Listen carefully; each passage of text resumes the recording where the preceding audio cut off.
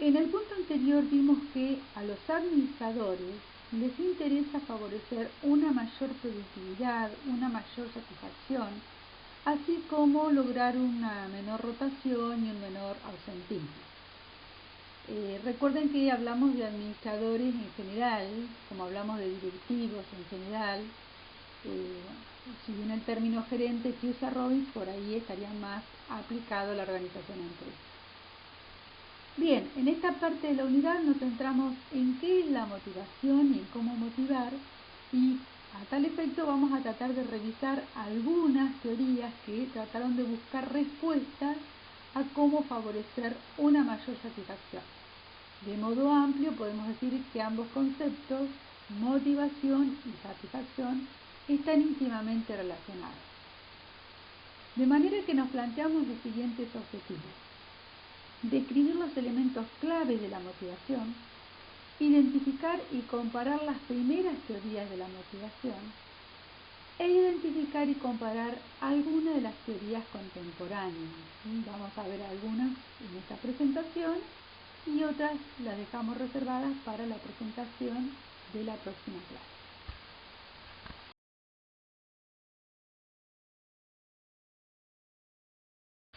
Comenzamos por preguntarnos qué es la motivación. La motivación ha sido definida como una fuerza que impulsa a una persona a realizar acciones y persistir en ellas para alcanzar determinadas metas. Bien, este concepto es aplicable a la motivación en general, pero no olvidemos que nosotros nos enfocamos en el ámbito organizacional. Por lo tanto, cuando hablamos de metas, no podemos ignorar las metas organizacionales. Por lo tanto, podemos definir la motivación en este marco como la disposición de una persona de emplear grandes niveles de esfuerzo para alcanzar las metas organizacionales, a condición de que ese esfuerzo satisfaga alguna necesidad individual.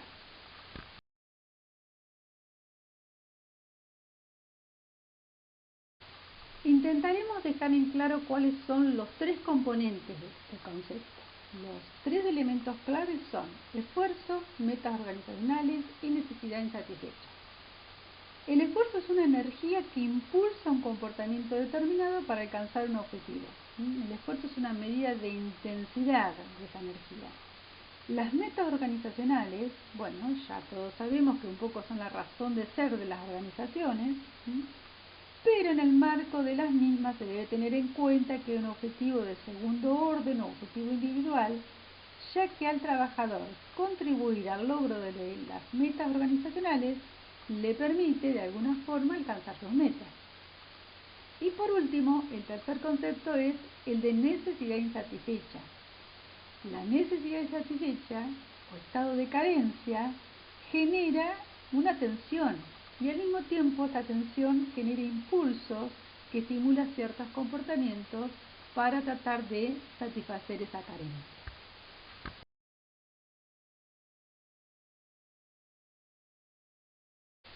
Dijimos hoy que existe una relación entre motivación y satisfacción, y vamos a tratar de explicar.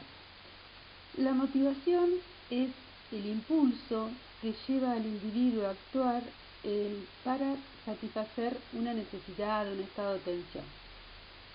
Ese impulso genera una conducta, y en la medida en que esa conducta le permita satisfacer los objetivos, se produce un estado de satisfacción o insatisfacción. Es decir, que la motivación es anterior al resultado y la satisfacción es el estado posterior a la obtención de ese resultado. Así entonces se generan grandes desafíos para el administrador, porque el estado de tensión o carencia se relaciona con el nivel de esfuerzo que pondrá su empleado. Entonces los desafíos son cómo lograr que la gente se esfuerce y cómo lograr que el esfuerzo tenga la dirección y la intensidad requerida. Por lo tanto, es importante cierta compatibilidad de las metas del individuo con las organizacionales. Si no se diera esa compatibilidad o coincidencia, las personas pueden hacer esfuerzos, pero los mismos no ir destinados hacia lograr los objetivos organizacionales, sino más bien los propios. Y eso explica en parte lo que ya vimos en la unidad 5, porque mucha gente tiene un comportamiento no requerido por su puesto de trabajo o un comportamiento político, como explicamos, que tiene la finalidad de satisfacer sus intereses personales de poder.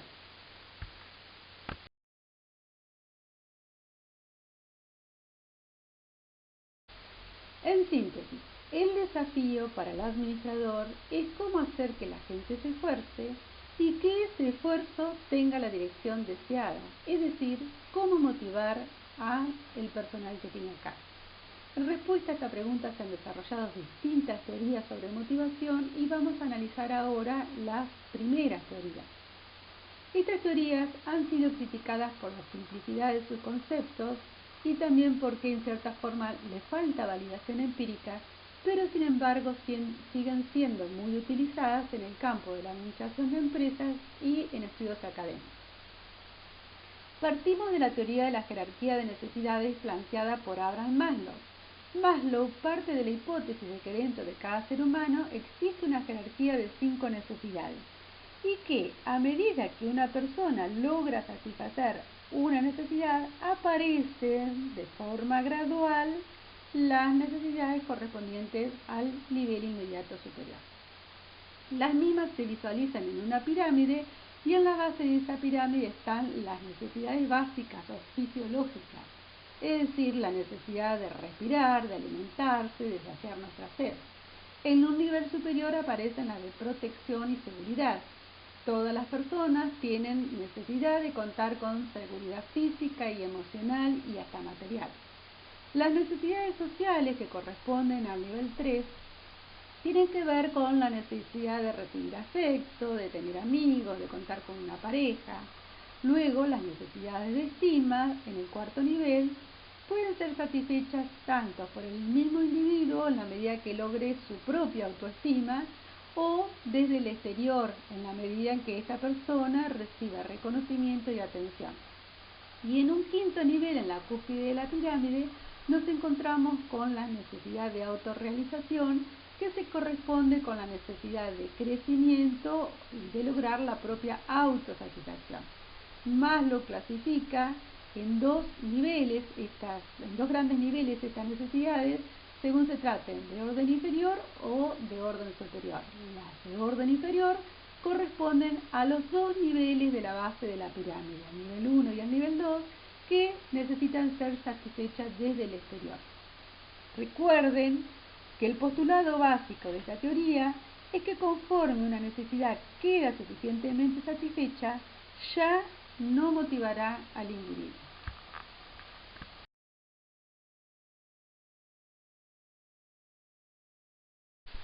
Por lo tanto, si un gerente quiere motivar a un empleado, debe ser capaz de determinar en qué nivel de la jerarquía se encuentra y concentrarse en satisfacer necesidades de ese nivel, si no estuvieran lo suficientemente satisfechas, o del nivel inmediato superior, pero no podría saltear niveles, de acuerdo al postulado de esta teoría como dijimos recién.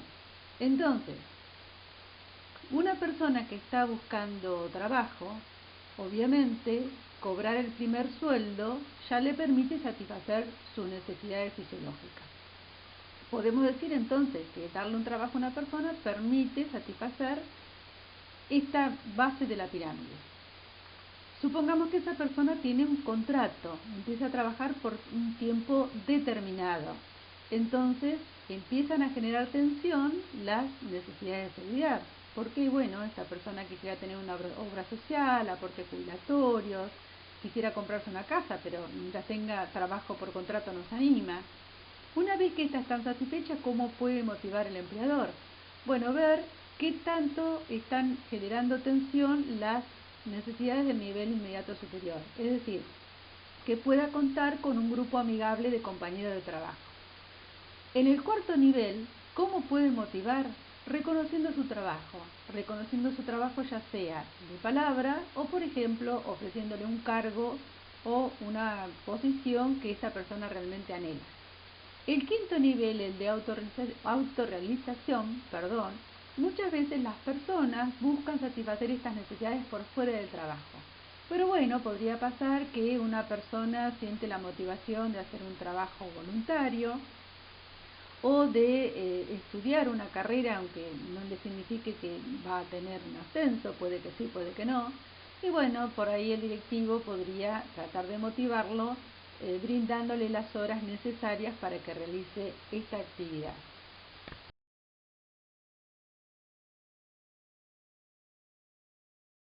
Continuando con el análisis de las primeras teorías sobre motivación, tenemos la teoría de Friedrich Herzberg, que se conoce como teoría de la motivación higiene o teoría de los dos factores. Este psicólogo pidió un importante número de personas que describieran situaciones de su trabajo en las cuales se sentían excepcionalmente bien o mal, y luego tabuló las respuestas. En base a esta tabulación pudo concluir que cuando las personas se sienten bien en sus trabajos, se le atribuyen a factores como la posibilidad de realizarse en el trabajo, el reconocimiento, factores como logro, la responsabilidad que le implica su trabajo. Es decir, él pudo separar estos factores de otros que en realidad no hacían sentir tan bien a las personas como son la administración de la empresa, quién tiene a cargo la administración, quién es el líder, la relación que tiene con el supervisor o con sus compañeros, las condiciones físicas en que se plantea el trabajo. De manera que separó entonces aquellos factores que producían satisfacción y estaban relacionados con el trabajo en sí, y le llamó factores motivacionales. Y por el otro lado, los factores que causan insatisfacción, a los que llamó factores higiénicos, y que están más bien relacionados en cómo se siente la persona en relación a su empresa o lugar de trabajo.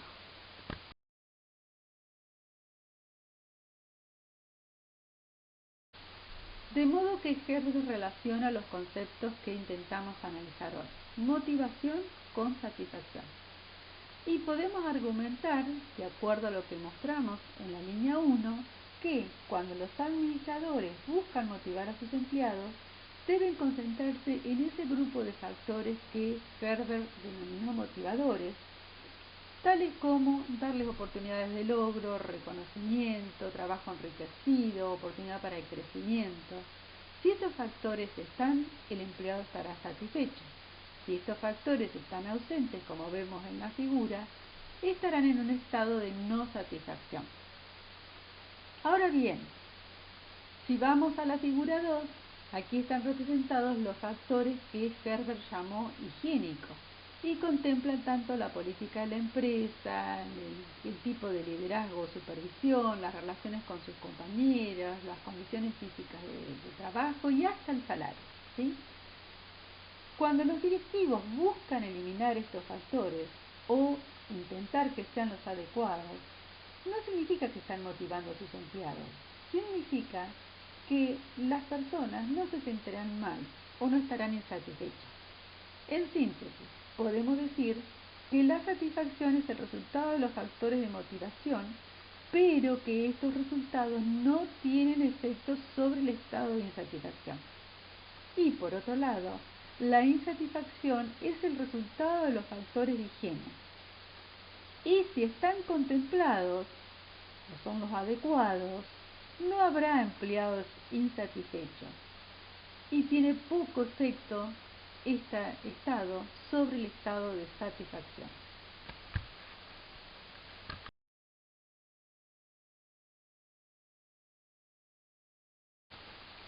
Dentro de este grupo de primeras teorías, analizamos por último la teoría XY, que fue desarrollada por MacGregor.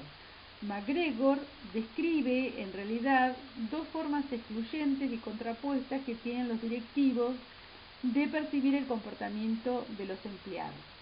La visión X considera que los empleados se mueven ante amenaza o coacción, y la visión Y, que en realidad a la gente le gusta y quiere trabajar.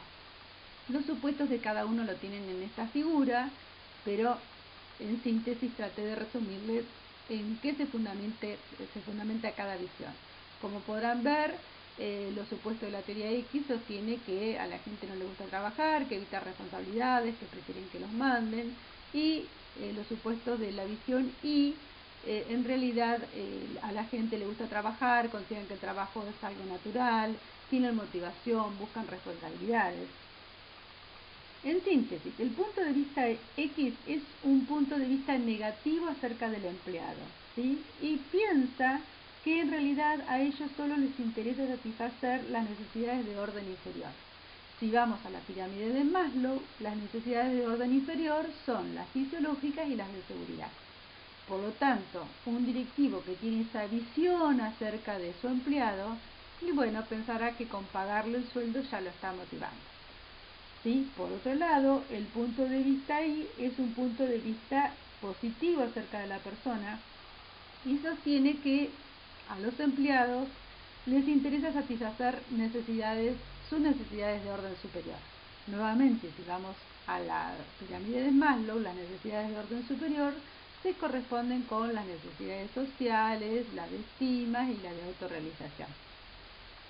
Ahora bien, el problema se va a presentar si un individuo por naturaleza es y su jefe tiene una visión X acerca de él, o por el contrario, el individuo es X por naturaleza y sin embargo el directivo tiene más bien una visión positiva acerca de sus empleados.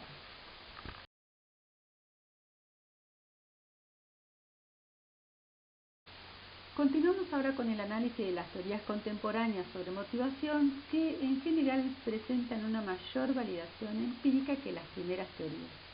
En primer lugar, la teoría de las necesidades de McClelland. McClelland sostiene que las personas en su ámbito laboral tienen alguna de estas tres necesidades: poder, logro o afiliación, y que siempre hay una que prevalece sobre las otras. La de poder es propia de aquellas personas que tienen necesidad de influir en el comportamiento de los demás y disfrutan de estar a cargo. La de logro se corresponde con aquellas personas que quieren alcanzar el éxito, pero en realidad lo que buscan es metas desafiantes que le permitan demostrar que son capaces de alcanzar algo y de obtener la excelencia. Y la de afiliación se corresponde con aquellas personas que buscan tener relaciones interpersonales estrechas y buenas relaciones en general con todas las personas en el ámbito organizacional.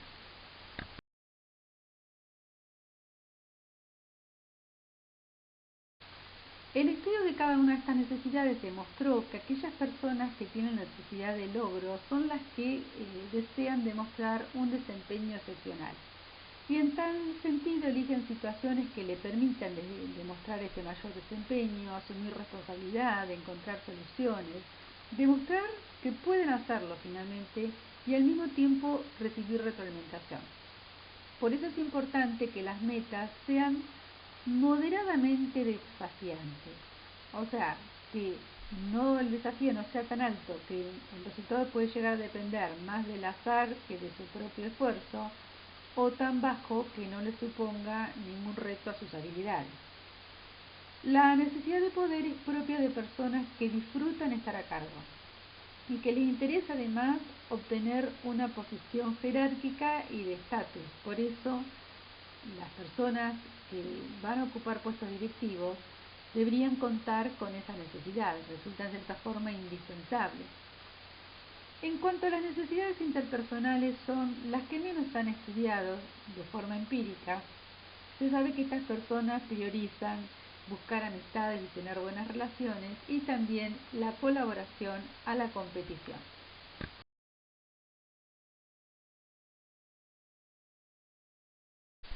Luego Locke reconoce el papel motivacional de las metas y desarrolla la teoría del establecimiento de metas. El postulado básico de esta teoría es que las metas específicas incrementan el desempeño, que las difíciles, cuando son aceptadas, también lo hacen y en mayor medida que las fáciles, y reconoce también el papel que juega la retroalimentación para lograr un mejor desempeño de los empleados.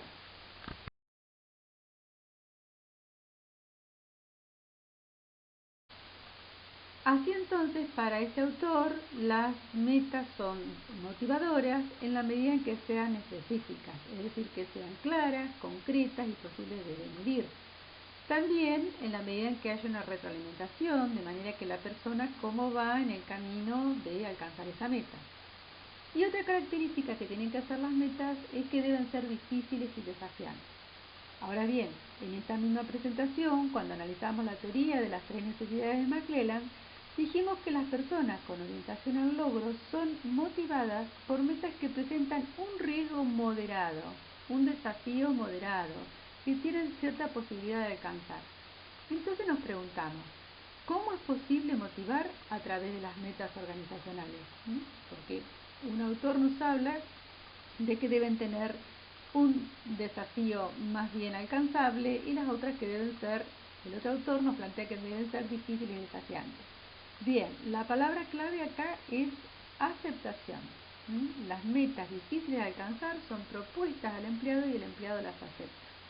Por otro lado, otra diferencia es que el énfasis en las metas con riesgo moderado está puesto para aquellas personas que tienen claramente necesidades de logro.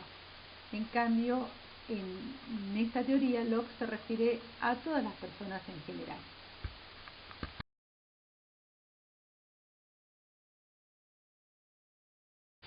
La última teoría que vamos a abordar en la presentación de hoy es la teoría del reforzamiento de Skinner. Mientras que la teoría del establecimiento de metas propone que son los objetivos del individuo los que dirigen su comportamiento, que en la medida en que los individuos aceptan y se comprometen con las metas, están respondiendo a una motivación de tipo intrínseca, la del reforzamiento señala que el comportamiento de una persona es condicionado por los reforzadores o es la consecuencia que sigue a una conducta. Es decir, que esta teoría ignora tanto los eventos cognitivos internos como la motivación intrínseca y factores como metas y necesidades. Para Skinner, los individuos actúan como consecuencia de lo que sucede en su entorno. Por lo tanto, la motivación no será intrínseca, sino más bien extrínseca. Y los reforzadores que siguen a una respuesta incrementan la probabilidad de que un comportamiento se repita. Vamos a llevarlo a una organización, un caso típico. El vendedor que recibe un porcentaje sobre las ventas. En este caso, el vendedor sabe que por cada par de zapatos que venda va a recibir un plus. Entonces, ese plus o comisión no responde a una necesidad intrínseca, una motivación intrínseca de él. Él sabe que si vende más, va a recibir una respuesta, esa respuesta es el plus que cobra, y entonces ese plus incrementa la probabilidad de que el comportamiento o la venta se repita.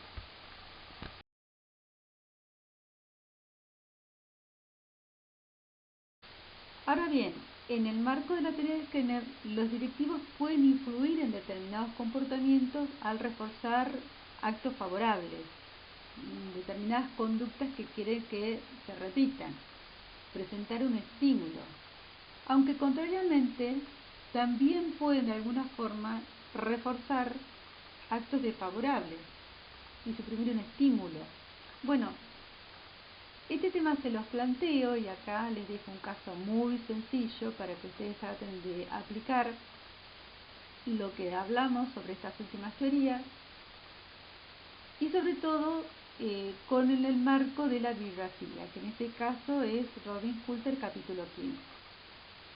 Luego, les dejo un pequeño caso y lo vamos a abordar nuevamente en el foro. De paso, insisto, participen en el foro donde les aseguro que los más beneficiados por el intercambio van a ser ustedes. No importa cuál sea la respuesta, lo importante es que se comprometan ustedes en tratar de aprender. Y el foro es una herramienta.